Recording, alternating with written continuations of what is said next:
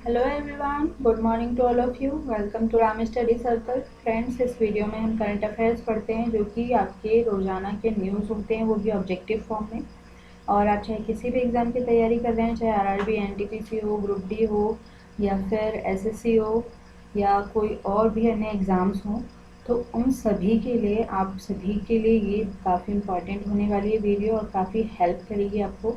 या फिर आप वर्किंग हैं, नॉन वर्किंग हैं, तो भी आप डेली अपडेट अपने आप को कर सकते हैं इस वीडियो के थ्रू। तो चलिए स्टार्ट करते हैं।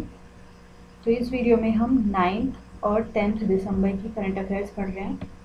अगर आप चैनल पर नए हैं तो प्लीज़ चैनल को सब्सक्राइब करें और लाइक और शेयर जरूर करें।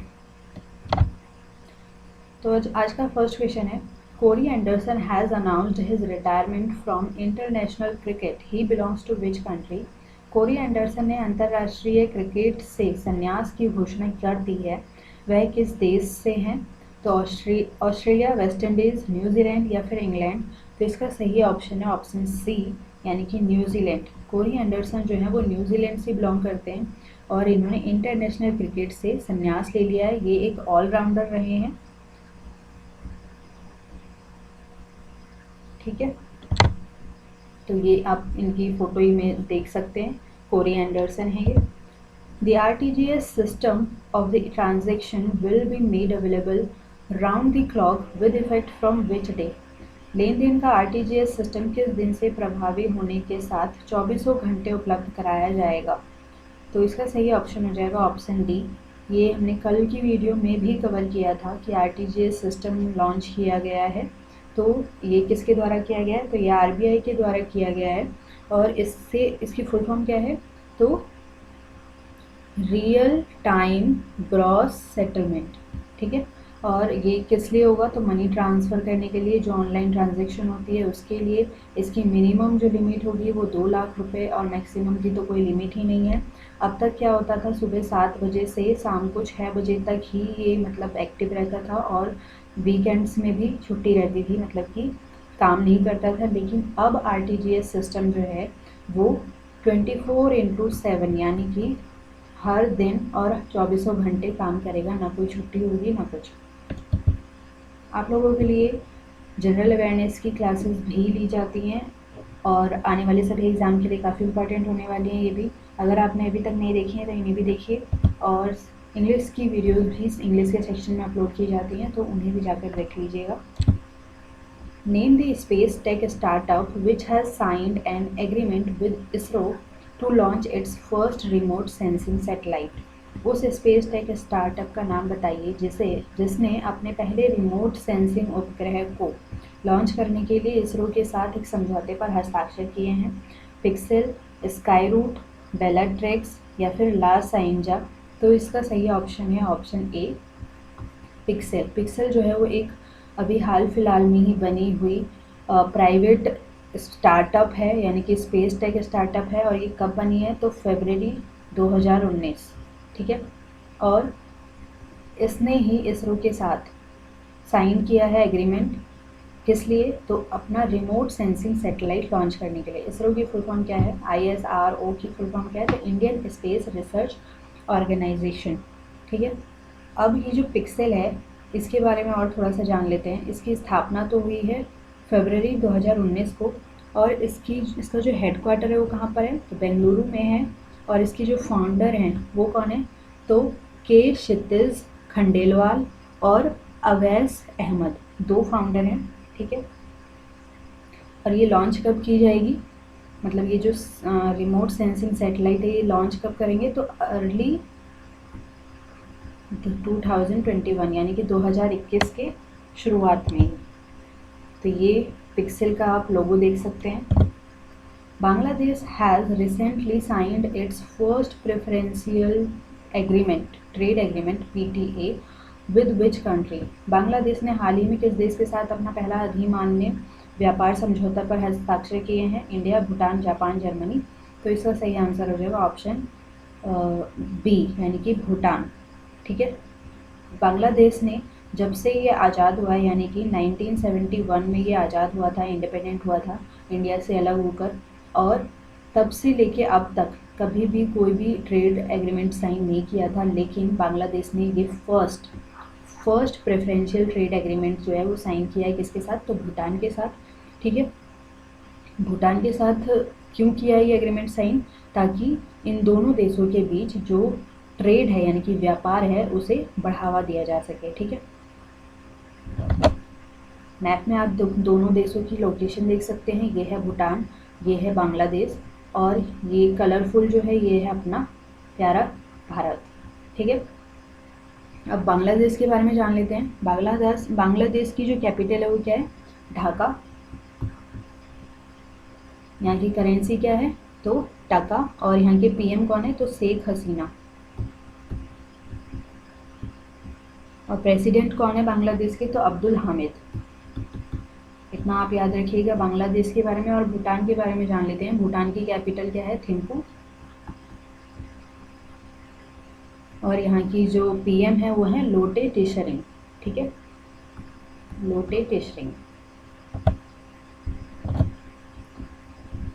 Ravi Patwardhan, who has died recently, was a famous actor from which film industry? Ravi Patwardhan जिनका हाल ही में निधन हो गया है, वह किस फिल्म उद्योग के प्रसिद्ध अभिनेता थे? उड़िया, बंगाली, गुजराती या फिर मराठी? तो इसका करेक्ट आंसर है ऑप्शन डी, यानी कि मराठी। जो रवि पटवर्धन है ये एक मराठी एक्टर थे। इमेज में आप इनकी फोटो देख सकते हैं। How much amount has been approved by ADB for Bengaluru Startup Energy Efficient Power Distribution Project? Bengaluru smart energy efficient power distribution project के लिए ADB ने कितनी राशि स्वीकृत की है? तो इसका सही आंसर है ऑप्शन नंबर ए, यानी कि $190 मिलियन। $190 मिलियन जो है वो ADB ने लोन दिया है किसको, Bengaluru smart energy efficient power distribution project के लिए। ठीक है, बेंगलुरु जो ये कहाँ पर है, तो कर्नाटका में। और ADB की फुल फॉर्म क्या होती है, तो एशियन डेवलपमेंट बैंक। और इसके बारे में जान लेते हैं, इसका हेडक्वार्टर कहाँ पर है, तो फिलीपींस में। ठीक है, और इसके जो प्रेसिडेंट हैं वो हैं मसात्सुगु असाकावा। ठीक है, और इसकी स्थापना कब हुई है ADB की, तो ये हुई है 1966 में। मैप में देख सकते हैं आप, ये है कर्नाटका, ये कर्नाटका, और यहाँ पर ये आप देखते हैं बेंगलुरु। कर्नाटका जो है इसके जो बॉर्डर है वो किन किन राज्यों से साझा करते हैं, तो महाराष्ट्र, तेलंगाना, आंध्र प्रदेश, तमिलनाडु, केरला और फिर Goa. Manu Mukherjee who has passed away recently was a veteran dash। Manu Mukherjee जिनका हाल ही में निधन हो गया है, एक अनुभवी डैश थे, तो ये एक अनुभवी एक्टर थे। ठीक है, ऑप्शन डी जो है वो करेक्ट हो जाएगा। इमेज में आप इन्हें देख सकते हैं। Which country has won the International King Bhumibol World Soil Day Award 2020 by FAO? किस देश ने FAO द्वारा अंतर्राष्ट्रीय राजा भूमिबल विश्व मृदा दिवस पुरस्कार 2020 जीता है? Bharat, Nepal, Malaysia, Thailand? तो इसका सही आंसर हो जाएगा ऑप्शन ए, यानी कि इंडिया। इंडिया जो है इसने ही ये अवार्ड जीता है। और इंडिया में भी मतलब एक रिसर्च इंस्टीट्यूट है जिसका नाम है ICAR मतलब Indian Council of Agricultural Research. ठीक है, Indian Council of Agricultural Research, इसने ही International King Bhumibol World Soil Day Award 2020 जीता है, जो कि किसके द्वारा दिया गया, FAO के द्वारा। FAO की फुल फॉर्म क्या है, तो फूड एंड एग्रीकल्चर ऑर्गेनाइजेशन। इसका हेडक्वार्टर कहाँ पर है, तो रोम कहाँ पर है, तो ये इटली की कैपिटल है। इसकी स्थापना कब हुई है, तो 16 अक्टूबर 1945 को। ठीक है, अब ICAR के बारे में जान लेते हैं। इसका जो हेडक्वार्टर है वो कहाँ पर है, न्यू दिल्ली में है। और इसकी स्थापना कब हुई है, तो 16 जुलाई 1929 को। और इसके जो प्रेसिडेंट हैं वो कौन है, तो नरेंद्र सिंह तोमर। और ये कौन है, ये हाल ही में हमारे प्रेजेंट कृषि मंत्री हैं, यानी कि एग्रीकल्चरल मिनिस्टर हैं। Which country will host the Asia cup 2020? ये क्वेश्चन बहुत इंपॉर्टेंट होने वाला है, तो इसे अच्छे से याद कर लीजिएगा। एशिया कप 2021 कौन होस्ट करेगा? तो एशिया कप 2021 की मेजबानी कौन सा देश करेगा? इंडिया, पाकिस्तान, श्रीलंका या फिर ऑस्ट्रेलिया? तो करेक्ट आंसर हो जाएगा ऑप्शन सी, यानी कि श्रीलंका जो है एशिया कप 2021 की मेजबानी करेगा। और ये कब होगा? तो ये जून में होगा, जून 2021 में होगा। अब श्रीलंका की बात आई है तो श्रीलंका के बारे में जान लेते हैं। इसकी कैपिटल है कोलंबो और एक कैपिटल है श्री जयवर्धनेपुरम कोटे। और यहाँ के जो प्रेसिडेंट हैं वो कौन हैं? तो गोटाबाया राजपक्षे। ठीक है। Which Indian AMC has launched India's first international REIT fund of funds? किस भारतीय AMC ने भारत का पहला अंतर्राष्ट्रीय REIT fund of fund launch किया है? तो इसका सही ऑप्शन हो जाएगा ऑप्शन बी, यानी कि Kotak Mahindra asset management company. अब ये एसेट मैनेजमेंट कंपनी जो है यही है AMC की फुल फॉर्म। ठीक है। अब ये एसेट क्या है? तो ये होता है मनी, यानी कि धन। एसेट का मतलब होता है धन, तो एसेट को, धन को मैनेजमेंट करने वाली ही कंपनी। तो Kotak Mahindra asset management company को ही हम ऑल्सो क्या कहते हैं? तो इसको कहते हैं कोटक म्यूचुअल फंड। ठीक है। इसको कोटक म्यूचुअल फंड के नाम से भी जाना जाता है। तो इसने ही first international REIT fund of fund जो है वो लॉन्च किया है। अब REIT की फुल फॉर्म क्या है? तो real estate investment trust. Real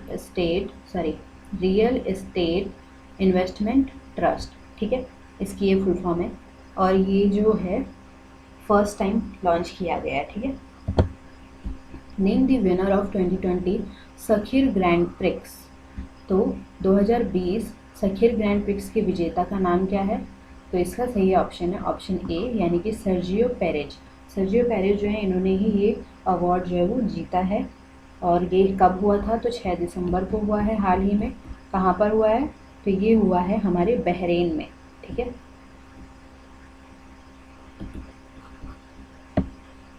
image में देख सकते हैं आप, इन्हीं का नाम है सर्जियो पेरेज। और बहरीन आया है तो बहरीन की जो कैपिटल है वो क्या है? Manama. The mobile payment app iMobile Pay has been launched by which bank? Mobile payment app iMobile Pay किस बैंक द्वारा शुरू किया गया है?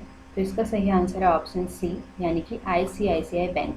ICICI बैंक ने अपने मोबाइल ऐप को, जो कि पेमेंट मोबाइल ऐप था, उसका न्यू वर्जन लॉन्च किया है जिसका नाम है iMobile Pay। और ICICI की बात आई है तो इसके जो CEO हैं वो कौन है?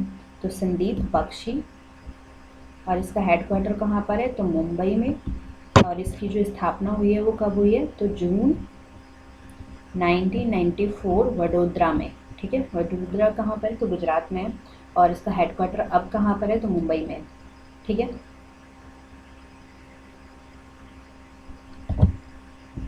Name the first ever Indian player who has recently won the formula race 2 at the 2020 Sakhir grand prix. तो फर्स्ट एवर इंडियन प्लेयर, यानी कि अब तक फार्मूला रेस जो होती हैं उनमें इंडियन प्लेयर कभी भी मतलब नहीं जीते हैं, लेकिन इस बार जो फार्मूला 2 रेस हुई है तो इसमें फर्स्ट टाइम किसी इंडियन प्लेयर को ये अवार्ड मिला है। तो इसलिए ये क्वेश्चन भी ज़्यादा इम्पॉर्टेंट हो जाता है। उस पहले भारतीय खिलाड़ी का नाम बताइए जिसने हाल ही में सखीर ग्रैंड प्रिक्स में फार्मूला 2 की रेस जीती है। तो इसका सही आंसर हो जाएगा ऑप्शन ए, यानी कि जयहिंद दारूवाला। तो जयहिंद दारूवाला जो हैं ये इंडिया के हैं, ये मात्र 22 ईयर्स के हैं और इन्होंने ही ये अवार्ड जो है वो जीता है। और ये अवार्ड जीत के उन्होंने हिस्ट्री भी रच दी है, मतलब इतिहास रच दिया है। ठीक है। ये कितने ईयर्स के हैं? 22 ईयर्स। इमेज में देख सकते हैं।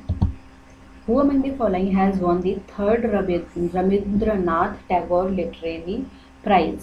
तो निम्नलिखित में से किसने तीसरा रविंद्रनाथ टैगोर साहित्य पुरस्कार जीता है?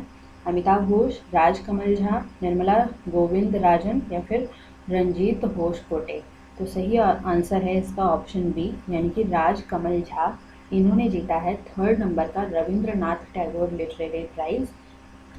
इमेज में देख सकते हैं ये हैं राजकमल झा, जिनकी जो एज है वो कितनी है, 54 ईयर्स।